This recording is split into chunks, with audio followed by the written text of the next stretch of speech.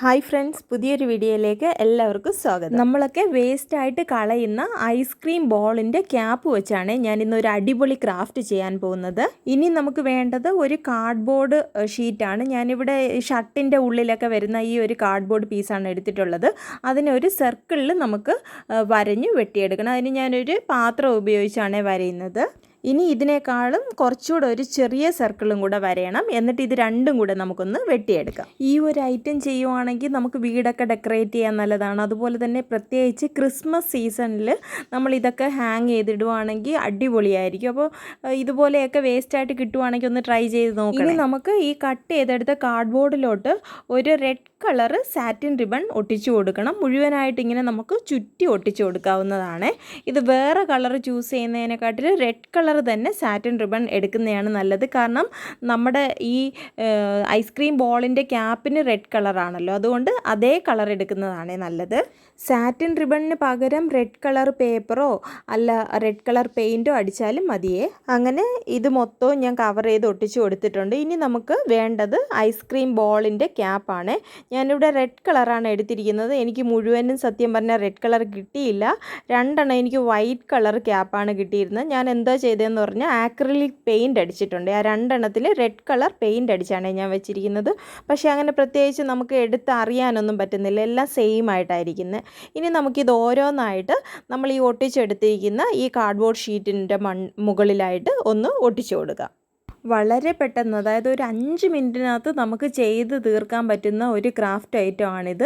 പിന്നെ വേണ്ട എന്താണെന്ന് പറഞ്ഞാൽ നമുക്ക് ഈ ബോളിൻ്റെ ക്യാപ്പ് വേണം. അതുണ്ടെങ്കിൽ നമുക്ക് 5 മിനിറ്റ് കൊണ്ട് പറ്റും. ഇപ്പം ഒറ്റ ദിവസം കൊണ്ട് നമുക്ക് ഇത്രയും ക്യാപ്പ് കിട്ടിയില്ലെങ്കിലും നമ്മുടെ കുട്ടികളൊക്കെ കഴിച്ചിട്ട് കളയുമ്പോൾ നമ്മളെടുത്ത് എവിടെയെങ്കിലും ഒന്ന് ഒതുക്കി വെച്ചിരുന്നാൽ മതി.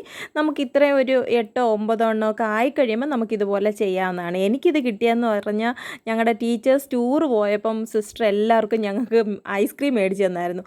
അപ്പം ഞാനിങ്ങനെ കളക്ട് ചെയ്ത് കഴുകി വൃത്തിയാക്കി ഉണക്കി വെച്ചിരുന്നതാണ് കേട്ടോ. ഇപ്പം പിന്നെ ക്രിസ്മസ് ഒക്കെ അല്ലേ, എന്നാൽ പിന്നെ ഒരു ക്രാഫ്റ്റ് ചെയ്തേക്കാമെന്ന് ഓർത്തിട്ടാണ് ഞാനിപ്പോൾ ഇത് ചെയ്യുന്നത്. ഇനി നമുക്ക് ഇതിൻ്റെ മിഡിലായിട്ട് വൈറ്റ് കളർ ബീഡ്സ് ഒട്ടിച്ചു കൊടുക്കാം. ഞാനിവിടെ ഒരു ബീഡ് വെച്ചാണ് ഒട്ടിച്ചു കൊടുക്കുന്നത്. എന്താണെന്ന് പറഞ്ഞാൽ ഇത് നല്ല വലിപ്പമുള്ള ബീഡാണ്, അത് കാരണം ഞാൻ ഒരെണ്ണം വെച്ച് കൊടുക്കുന്നു. അല്ല ചെറിയ ബീഡ്സ് ആണെങ്കിൽ 2 3 ഒക്കെ വെച്ച് കൊടുത്താൽ ഇതിലും ഭംഗിയായിട്ടിരിക്കും. അതും അല്ലെങ്കിൽ ഇതിൻ്റെ നടുക്കായിട്ട് നമ്മൾ ചെറിയ പൂക്കൾ ഒട്ടിച്ചു കൊടുത്താലും ഭംഗിയായിട്ടിരിക്കും. അതായത് സാറ്റിൻ റിബൺ വെച്ച് തന്നെ വൈറ്റ് കളറിലോ യെല്ലോ കളറിലോ ഒക്കെ ചെറിയ പൂക്കളുണ്ടാക്കി ഒട്ടിച്ചു കൊടുത്താൽ നല്ല ഭംഗിയായിരിക്കുമേ.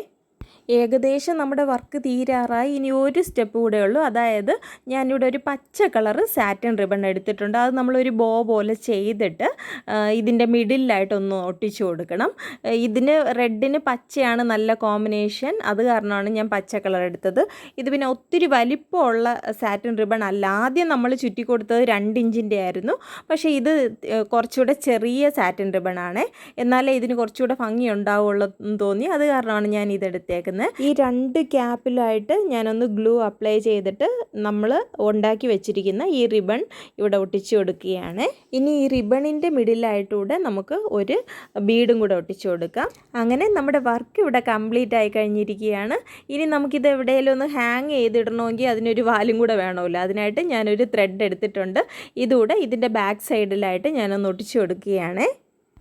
അപ്പോൾ നിങ്ങൾക്കെല്ലാവർക്കും എൻ്റെ ഇന്നത്തെ ഈ സിമ്പിളായിട്ടുള്ള ഈ ക്രാഫ്റ്റ് ഇഷ്ടപ്പെട്ടു എന്ന് ഞാൻ പ്രതീക്ഷിക്കുന്നു. ഇഷ്ടപ്പെട്ടിട്ടുണ്ടെങ്കിൽ തീർച്ചയായിട്ടും എന്നെ ഒന്ന് സപ്പോർട്ട് ചെയ്യണേ. അപ്പോൾ ഇനി മറ്റൊരു വീഡിയോയുമായി വീണ്ടും വരാമെന്ന് പ്രതീക്ഷിക്കുന്നു. അതുവരെ എല്ലാവർക്കും നന്ദി.